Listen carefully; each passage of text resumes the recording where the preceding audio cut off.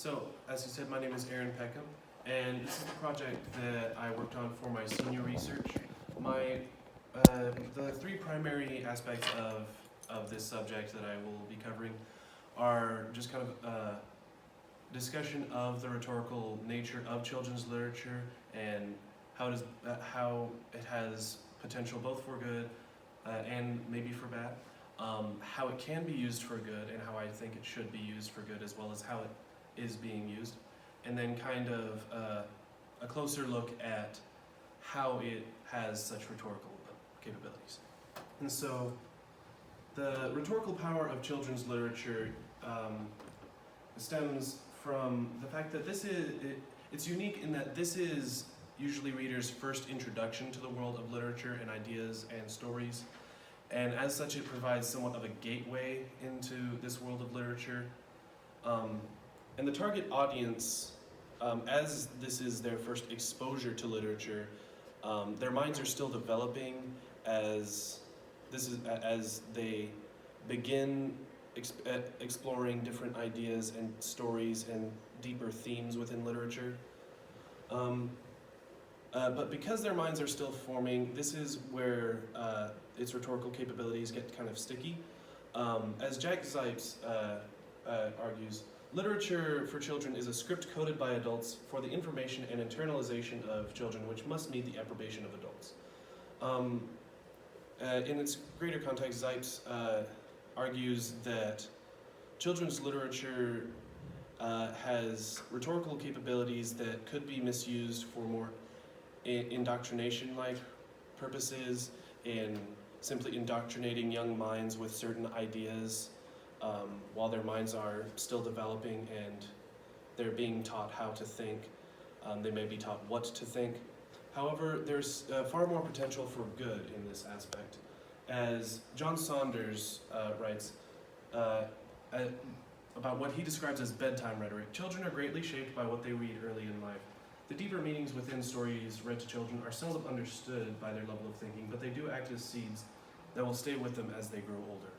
Again, with this discussion of seeds being planted, this could be misused with bad ideas, but also with more positive ideas, as we'll see later on. These are the kinds of stories that, as they are the children's first exposure to deeper themes within stories and literature, these are the stories that stick with them the most as they grow older, because this is what introduced them to this new world. Now, character education is probably the greatest aspect of the rhetorical nature of children's literature, because it is from the character that we learn lessons within literature, especially in children's literature. Character, I would argue, is the most important element of the story, because without the character, there really is no story. It's the character that moves the story along.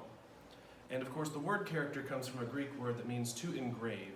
It is the characters themselves that are really the most engraved in our hearts and minds that we take away from the stories. While the setting or the structure of a story may be quite impressive, it is always the characters that leave the greatest impact on readers as they read them. And of course, characters are what move the story along.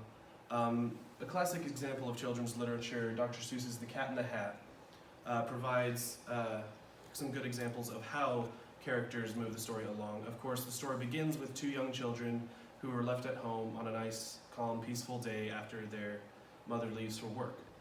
And the children establish normalcy and order, which is suddenly disrupted by the entrance of the Cat in the Hat, who comes in making all sorts of noise, starting these very loud and very messy games that make a mess of the whole house, and everything just erupts into disorder.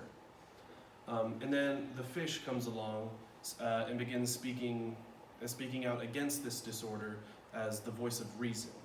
However, the fish, being a fish, he doesn't have thumbs, he can't do much.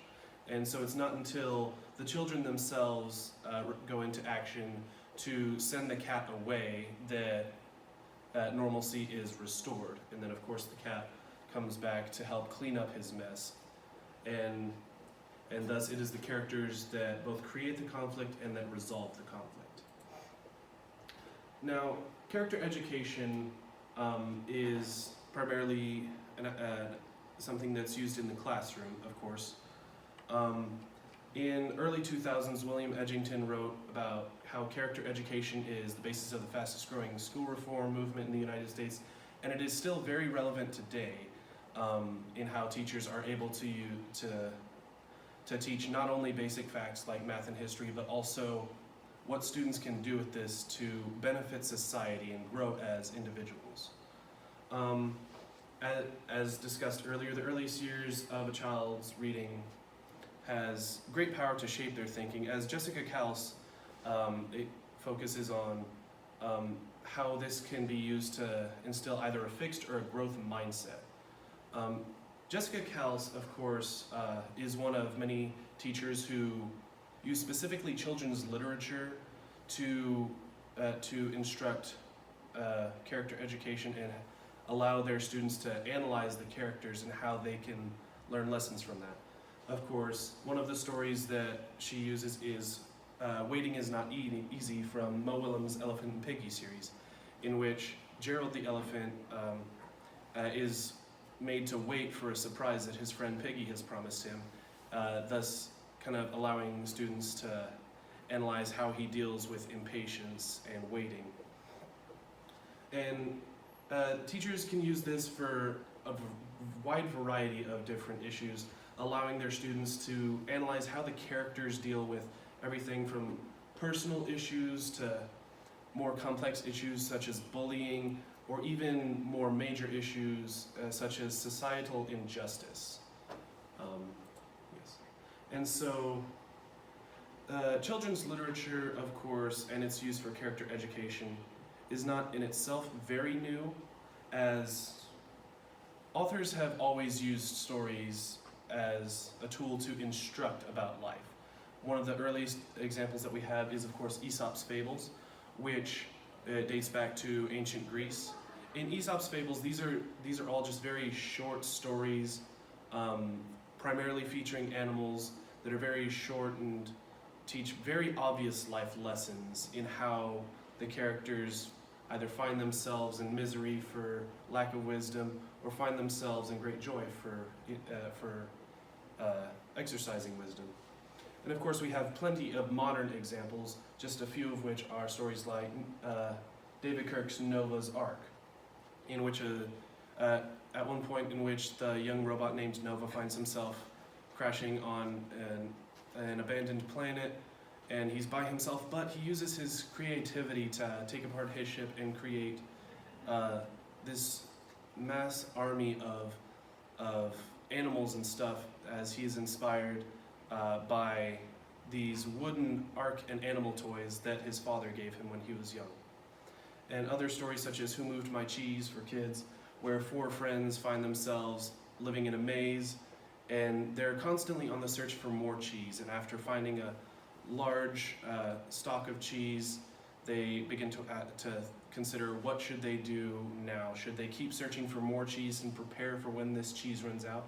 And each of them makes different decisions, and each of them learn different lessons from how they deal with this. And of course, character education also spreads to comic books as well, which also do greatly appeal to children. This is most evident through such characters as Stan Lee created with flawed characters such as Spider-Man, who, though many look up to him as this big perfect hero, he also has very many personal flaws, and he often makes mistakes that he must learn from. His very first appearance in Amazing Fantasy number 15 ends after mistakes he makes leads to the death of his Uncle Ben, and of course we get the iconic phrase, "With great power there must also come great responsibility." Spider-Man has been used ever since, even 60, 70 years later, in stories about how his personal issues must be overcome to help him grow as a person.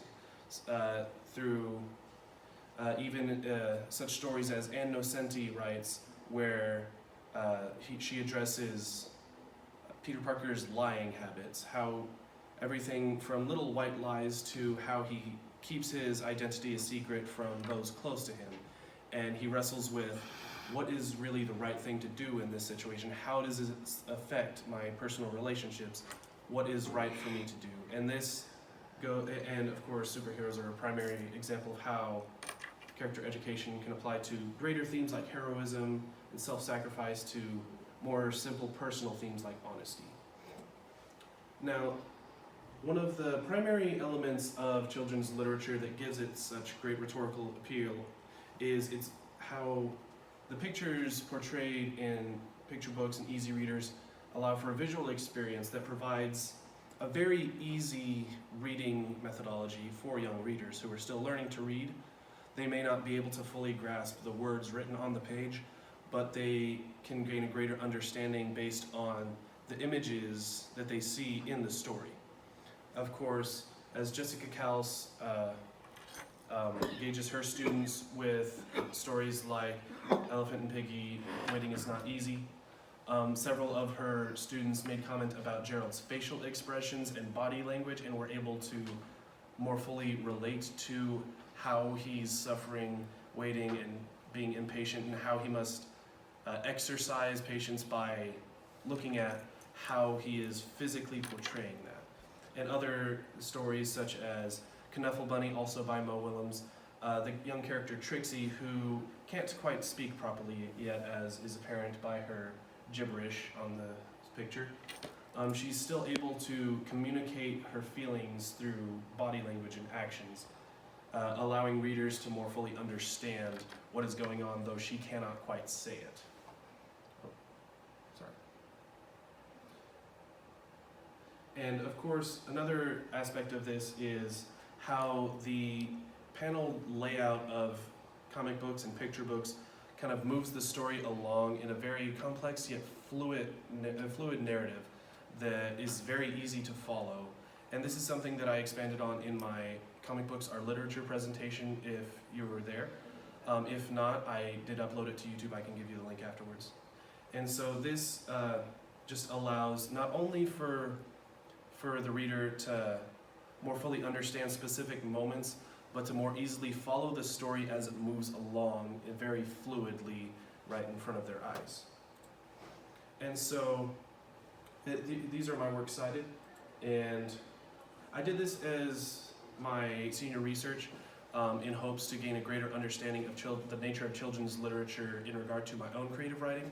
And I'm also hopeful that this can also give others a greater understanding of children's literature and how it has potential to not only to entertain, but also to teach character education. Questions? Thank you.